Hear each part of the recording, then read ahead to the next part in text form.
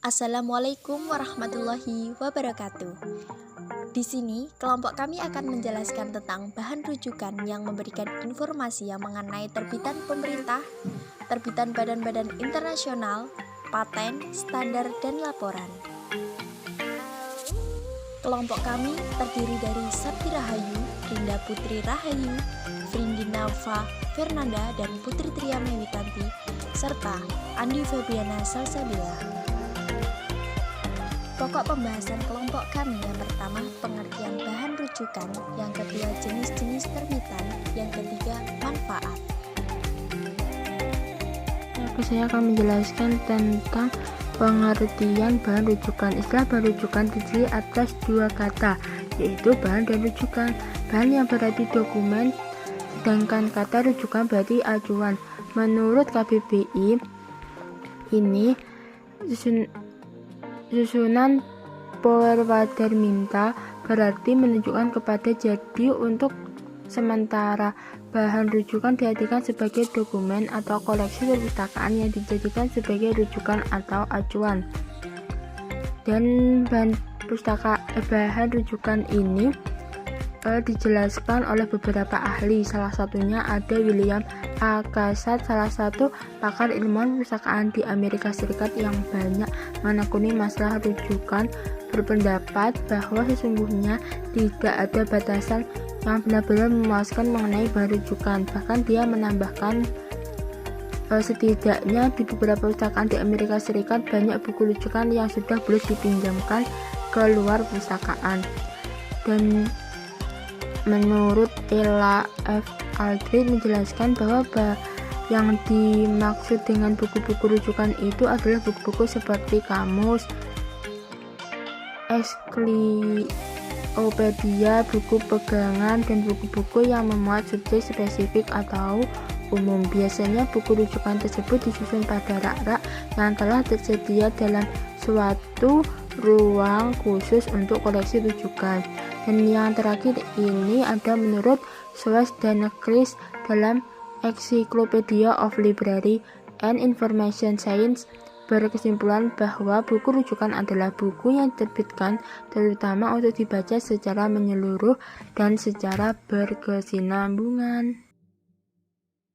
Jenis terbitan. Yang pertama ada terbitan pemerintah. Untuk pengertiannya, terbitan pemerintah menurut Salah 2009 ini, terbitan pemerintah adalah publikasi atau bahan pustaka yang sama diterbitkan secara resmi oleh pemerintah melalui lembaga resmi yang berisikan tentang informasi yang mengenai pemerintah atau mengenai pemerintah, peraturan perundang-undang, dan juga pengumuman resmi.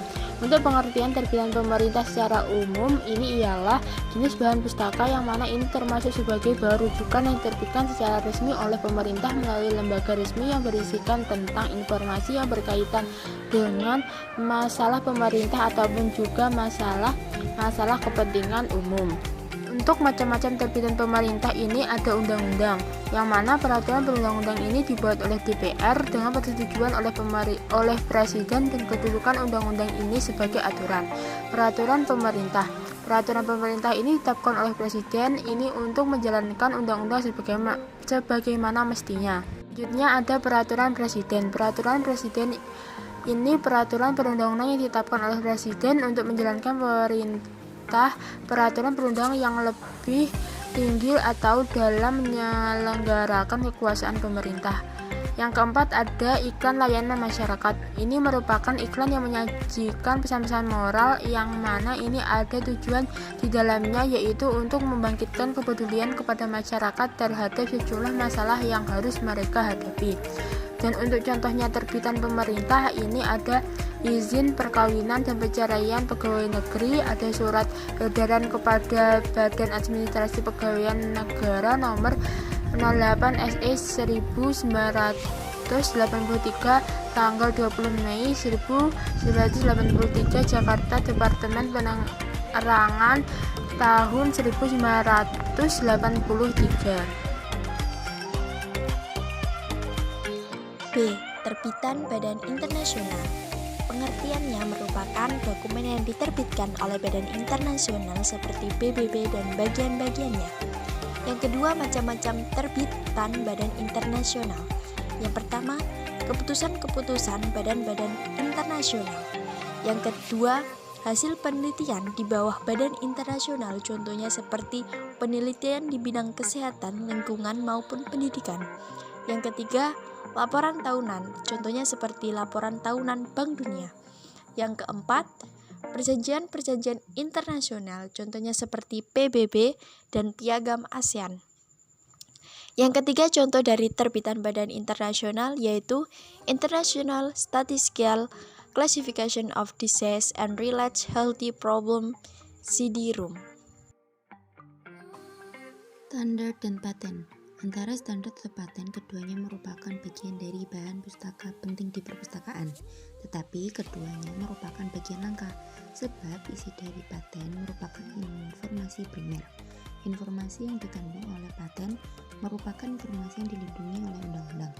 Berarti kan, orang yang pertama mendaftarkan suatu patenlah yang berhak mengatakan bahwa produk atau teknologi itu miliknya.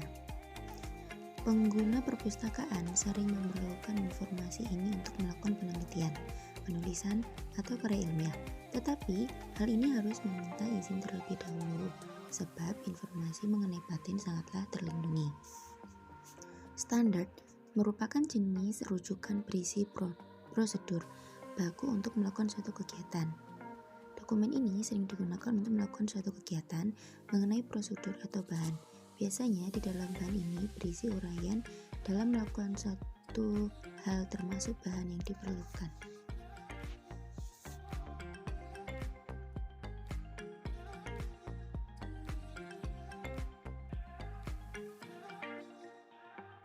Laporan penelitian. Dalam kaitannya dengan bahan rujukan umum, laporan dapat dianggap sebagai penjelasan atau keterangan dari pemerintah, lembaga ilmiah, atau suatu perusahaan swasta tentang suatu pekerjaan yang telah dilakukan atau hasil yang telah dicapai. Laporan ditulis pada saat penelitian atau setelah penelitian selesai yang mendapatkan data yang valid. Laporan merupakan bahan yang sangat penting untuk mencari informasi. Laporan biasanya memuat uraian penelitian, kajian atau evaluasi yang dapat digambarkan dengan angka-angka, statistik, grafik, dan tabel. Contoh laporan penelitian adalah jurnal dan skripsi. Yang terakhir ada manfaat. Manfaat yang pertama itu ada memberikan keterangan atau penjelasan langsung dan dasar tentang suatu hal yang ingin diketahui untuk menghilangkan keraguan pengertian mengenai masalah tersebut.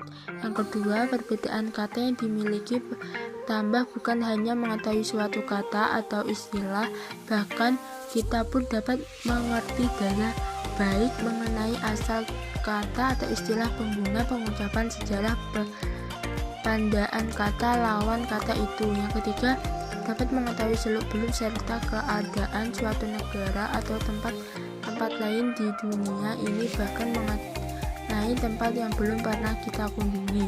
Dan yang keempat, dapat mengetahui riwayat hidup tokoh-tokoh terkemuka dan terkenal di dunia, termasuk karya-karya dunia dan penghargaan yang mereka dapatkan.